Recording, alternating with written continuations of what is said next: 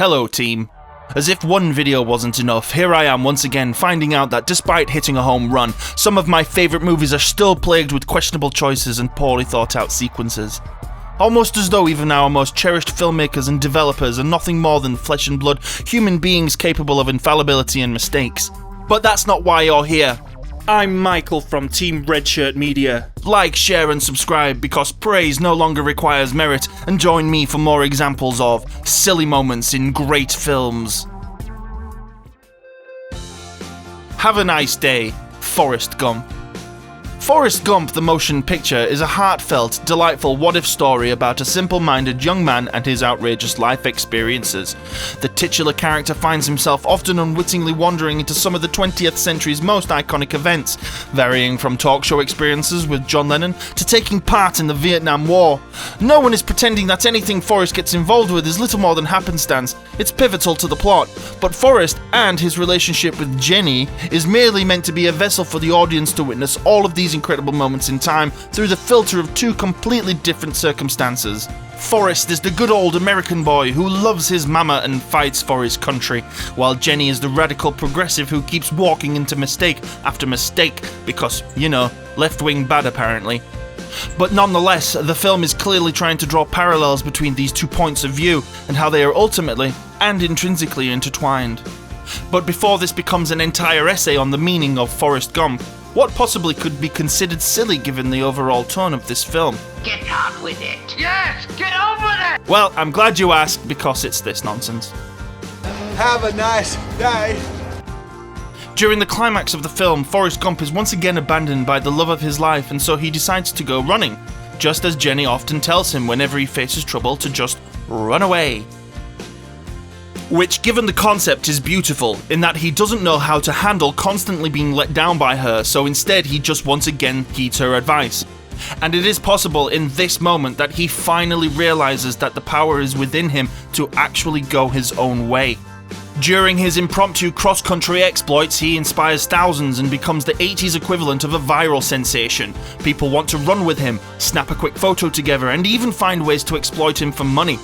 All of these scenarios are fine within the confines of the story, but this just goes too far.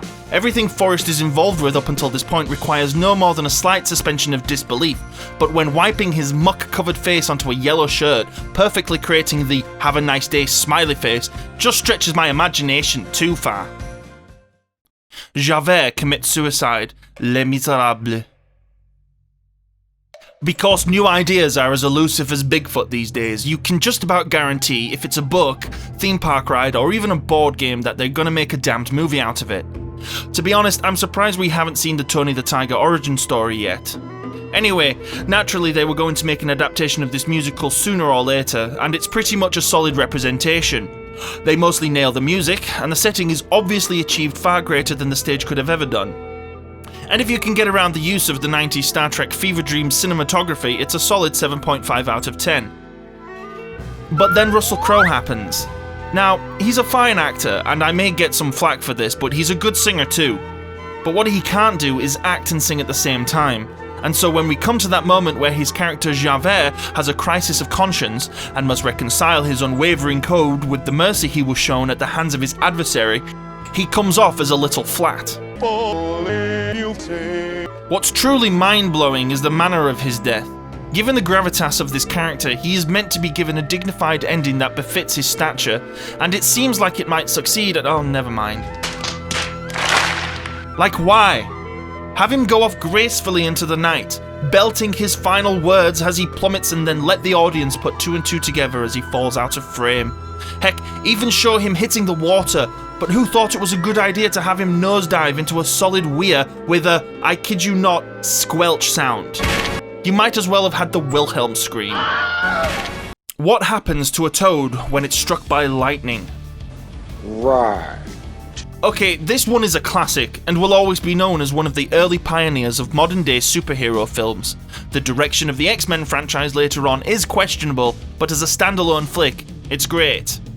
It has its issues, but none so ridiculous as this afterthought of a line, and it's not the delivery.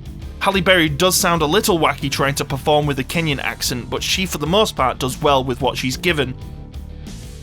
The mere existence of this question and then her subsequent answer is the real problem. The scene could have worked with her saying nothing at all. But not only does the same thing not happen to everything else when it's struck by lightning, but there were also way wittier responses to what should have been a rhetorical question. Toad making the realization on his own enough to let us know. But if you absolutely needed an answer, here are a few better options, in my opinion. Let's find out. It dies. Or, my personal favourite, it croaks. Neo is saved by the power of love, The Matrix. The Matrix trilogy is a little hit and miss, but I think many would agree that the first film in the series is the best of the three and could have easily been standalone. The mere concept is enough to keep any audience engaged, and it did a great job of introducing a generation to a basic understanding of philosophy and ideas of existentialism. I didn't have a problem with the obvious resurrection of Christ allusion. It's hammered into us every step of the way that Neo is meant to be their saviour. He is, after all, the one. I do, however, have an issue with the manner of which he is resurrected. In a universe filled with strange and mind-bending technologies, and characters drawing parallels between destiny and determinism, it feels a little lazy that the only reason Neo comes back to life is because Trinity loves him. The Oracle telling her this works fine, but there isn't even a single hint at what is actually happening. Is he dead? Is he just knocked out? He flatlines, so there is no intervening action that saves him despite the revelation that love conquers all. It's a nice message and all, but it's still a bit out of place. The flaming Usain Bolt, The Lord of the Rings, The Return of the King. This film series again, huh? So, we know what I think of the first Lord of the Rings film. I love it. And this final part of the trilogy will also go down as one of my all-time faves. But it does include, if not the silliest example of head-scratching directorial decision-making to date.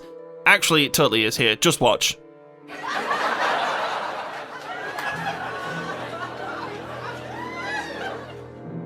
So, the Steward of Gondor, Denethor, son of Ecthelion, is a complex, tragic character who has spent years watching his house collapse around him.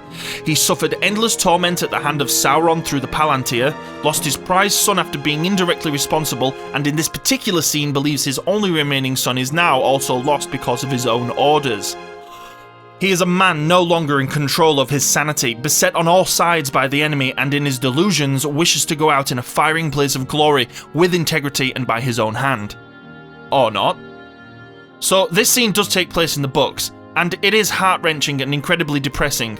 By far one of the greatest examples of tragedy in Tolkien's 12 trillion page repertoire, and director Peter Jackson is obviously a keen enthusiast of this property and loves the source material with all his heart. However, when you see how it is executed, it does have the tendency to make one ask this question. Why? Thanks, Ryan. Alone, the mere fact that Denethor is capable of running while engulfed in a fiery ball of complete agony should be enough to have one consider maybe leaving this on the cutting room floor. But it doesn't end there.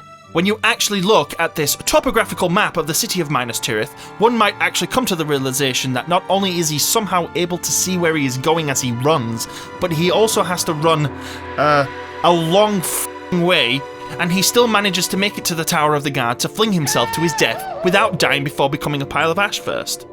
Like, seriously, who thought this was a good idea? Did the writers decide it made more sense to have him run a marathon to his death rather than just burn up right there on the pyre? Was it just a prank that one of the effects artists snuck in to see if anyone would notice?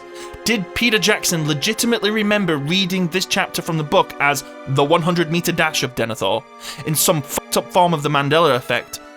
Either way, the camera pans back to reveal the absolute sheer awesomeness that is the Battle of the Pelennor Fields, and so very quickly the audience has now forgotten about that embarrassment. So there we have it. That last one really got me riled up, so I'll just leave it at that. Don't forget to like, share and subscribe to the channel if you haven't done already, and let me know in the comment section below if you think I'm full of shit. And until next time, go f***.